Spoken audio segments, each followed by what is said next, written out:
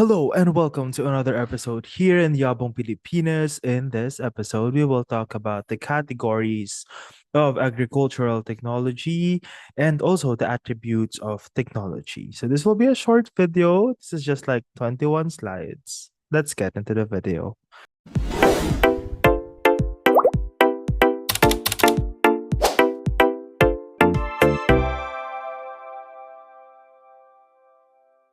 If you're new here, I am Josh and I create contents for the licensure examination for agriculturists. Ang main goal ko here in Yapong Pilipinas is to democratize access to agricultural education. Meaning lamang nun is mas gagawin nating available sa online yung mga coverage ng licensure examination for agriculturists. Uh, Ayan. So, if you are new here, you can please like, subscribe, and also click the notification bell para you will be notified whenever Yabong Pilipinas will also post updates on social media. Currently, I am posting every Mondays, Wednesdays, and Fridays on YouTube. And yeah, uh, also, if you have any comments, put in your comment below, suggestions, clarifications about this episode, you can comment it down below. All right, let's get into the video. So this topic is on technology attributes. And sa table of specifications or TOS, merong 8 items tackling attributes of technology. So types and characteristics of technology, describe the key characteristics of modern agricultural technologies, explain the categories of agricultural technologies. Ayan. So, una, ano nga ba ang agricultural technology? So, agricultural technology is the application of scientific knowledge, skills, tools, and systems to improve agricultural productivity and sustainability. So, dito papasok yung mga different na mga machineries and even biotechnological na mga innovations na ginagamit or ini-introduce natin sa farm para mas mapadali ang productivity at also even sustainability. So the importance of this in agricultural extension is it serves uh, as the main medium for transferring innovations to farmers. So yung agricultural technology, it also determines how extension programs are designed and communicated. So nakadepende yon sa kung ano yung teknolohiya na i-introduce kumbaga ng ating mga farmers. Ng ating mga farmers, ng ating mga scientists, sa ating mga farmers. So here are the categories for agricultural technology. So first we have mechanical technology. Dito papasok yung mga tools, mga machineries that reduce labor and increase efficiency. So tractors, rice transplanters, mechanical dryers. So those are considered mechanical technology. Ayan. So example sa yung course na Agribiosystems and Agribiosystems Engineering, meron doon na parang farm machineries na major, tapos sila yung gumagawa ng mga certain technologies katulad ng mga manual corn shellers, yung mga yan. So, para mas maging madali ang pag-produce ng ating mga plants, etc. So, whatever process within the planting system or sa farm mismo, ayun yung pinupunan ng mga mechanical technology. Another category of agricultural technology is biological technology. So the use of living organisms to enhance production. Ayan, katulad ng hybrid seeds. So ito naman yung trabaho ng mga nasa plant breeding. Ayun. So biofertilizers even. So pag-produce din ng mga biofertilizers, biopesticides, yung mga yan. So those are maybe sa agricultural chemistry na anong tawag dito na mga technology ang mga yan. So ayun, another emerging na field of study ay yung nanotechnology. So actually, no second year kami, we proposed a study sa DOST about nanotechnology, ganyan. So kasama namin yung isa sa mga leaders, sa mga kumbaga team lead na nagde-develop ng mga nanotechnology products here in the Philippines, which is Dr. Leah Fernando. Ayan, so nanotechnology. It can also be under biological technology. Kasi pala yung kaya ko siya naisip sa biological technology kasi yung sa amin is parang microbial inoculant siya. Yan, so gagamit ang mga microbes, ganyan, tapos ilalagay sila kumbaga dun sa fertilizer, etc. Another category is yung chemical technology. So substances used to control pest or enhance growth. Dito papasok yung mga pesticides, herbicides, fertilizers. So during the Green Revolution, ito yung naging focus kumbaga ng mundo na mas pa-increasein uh, ang yield. So ang nangyari, nag-rely tayo on chemical inputs. But as time goes by, we are valuing more products or technology that is for sustainability.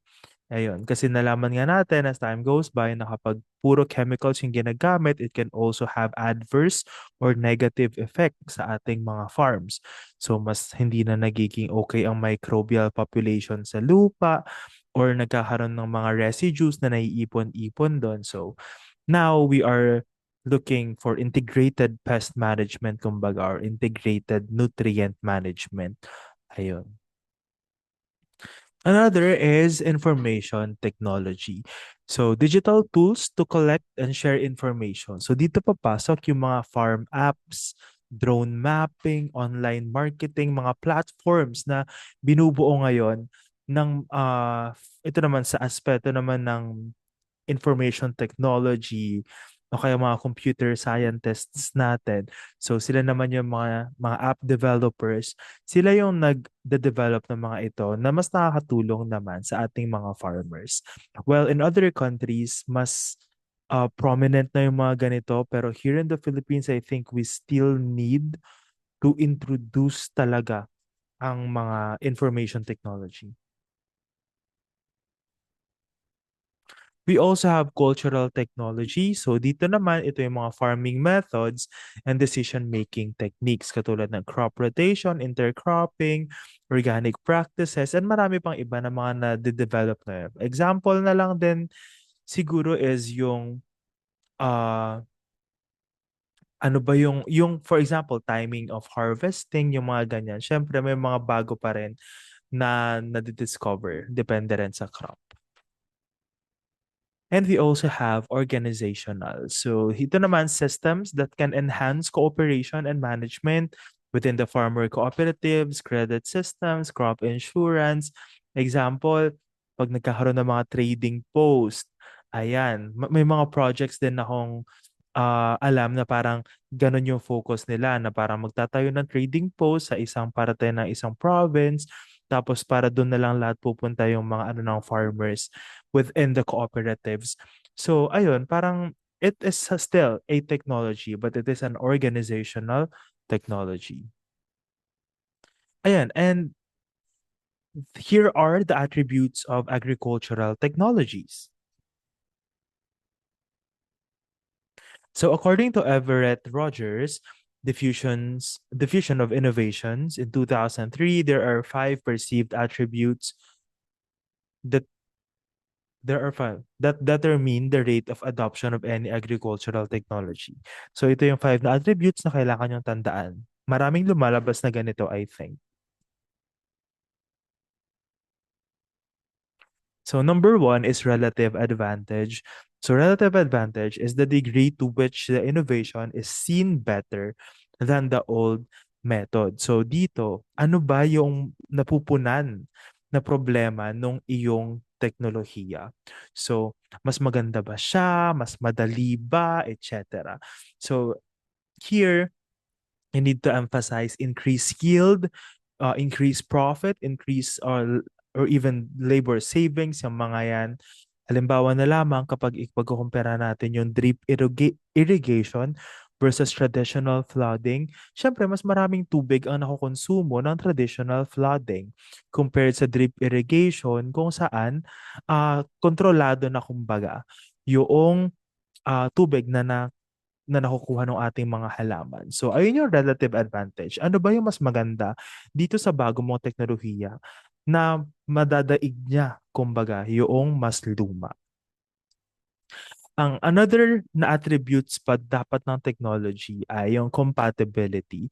So this is the degree to which the innovation fits existing values, experiences, and needs. When we discussed yung communication in extension, we highlighted that most of our farmers, meron niyang mga selective na mga perception, may mga selective yan na mga acceptance that fits. Ayan, yung sa psychology nila, yung sa psychological orientation nila, kung ang isang teknolohiya ay angkop para sa kanila at tingin nila kaya nilang gawin, compatible sa kanila, tatanggapin nila, iyon. So, ang mahalaga is that we align messages with local culture and cropping practices. So, halimbawa, yung composting kapag mag-introduce ka ng bagong method of composting sa isang lokal, ayun, dapat aligned siya doon sa traditional na paggamit ng composting na iyon. So, or dapat align siya dun sa mga ginagawa na nila. So again, dito mahalaga na dapat alam natin yung background din at yung inclination ng ating mga farmers. Ayan. Ganito ako magsalita dahil gabi na. Wow, nag-record ako na. Anyway, the next one is complexity. So kung ito is degree to which the innovation fits existing values, experiences, and needs, ito naman is degree of difficulty in understanding or using the innovation. Like, gaano ba kahirap gamitin yung teknolohiya na yan na bago? Mag-on lang ba sila ng isang button tas okay na? Or marami pa silang kailangan intindihin na i-on nila, yung may monitor pa ba yan, etc. So, ang application dito is dapat i-simplify yung training and provide hands-on demonstrations ng bagong teknolohiya. So, the use of soil pH meter requires orientation. So, ayun. Actually, kahit na sabihin natin na simple lang yan or what, ganyan. Pero syempre, ang mga farmers natin, kailangan pa rin talaga nila ng training siya hands-on demonstration. Even yung paggamit ng soil test kit, ayun. Kaya if you will look at the soil test kit developed by UPLB, sobrang simplified nung mga instructions na nandoon na kaya siyang sundan talaga ng kahit sino. So complexity. The next one is trialability. So this is the extent to which the innovation can be experimented on a limited basis. So kunwari, yung bang manual sheller, kaya ba siyang itry ng mga farmers natin? Oh, kaya naman yung bagong variety. Kaya ba siyang itry ng mga farmers natin na magtanim sila ng parang kahit isang land lang? Isang plot lang, ganyan. So, the application here and the example is promoting small-scale trials before full adoption. Siyempre, halimbawa na lang sige, gamitin na natin yung example sa breeding. Nagkakaroon niya ng mga multi-location trials and most of the time, bago talaga mag-adopt yung mga farmers natin, kailangan muna nilang matry kung okay ba yung variety doon sa mismong lands nila. Kasi what if gumagana yung dati, tas sacrifice sila ng one cropping season for a new variety, tas hindi pala gagana. So parang baka magsisi pa sila na sana pala yung dati na lang yung ginamit ko kaysa ginamit ko tong binigay nilang bago. Ayun. So, pilot test organic fertilizers on one plot. So, ayun yung isa pa sa mga example. Ayun, basta kung kaya ba siyang itry on a small scale, ayun, that is trialability. From the term itself, trial. And I think this is the last one. It's observability. visibility naman ng results to others. Halimbawa, kapag nag-try sila ng variety, ma-observe ba nila na mas maganda yung variety na yun kumpara sa dati nilang ginagamit? Ayun. So, mahalaga na meron tayong example, mga demo farms or farmer field days kung saan yung mga farmers, doon nila makikita yung mga resulta noong mga yon na gusto nating i-introduce sa kanila. Kunwari, bagong variety. Okay, ito po yung harvest niya versus ito yung luma niyong ginagamit. Something like that. Mahalaga kasi na makita nila na may method and also result demonstration. Whatever is applicable sa kanila. Ayun. So I would leave you with this. The greater the relative advantage, compatibility, trialability and observability, and the lower the complexity, the faster the adoption rate. So ayan ang principle ni Rogers. So that's it for this video. Thank you very much for listening. If you want some of your friends to also pass the licensure exams with you, kindly forward this video to them para parehas kayo at sabay kayong maging registered agriculturist at the end of the year. And thank you very much for listening. If you have any clarifications, comments, suggestions, corrections, sabihin nyo lang dyan sa baba and I will happily reply. Thank you very much for listening. See you in the next episode. Bye.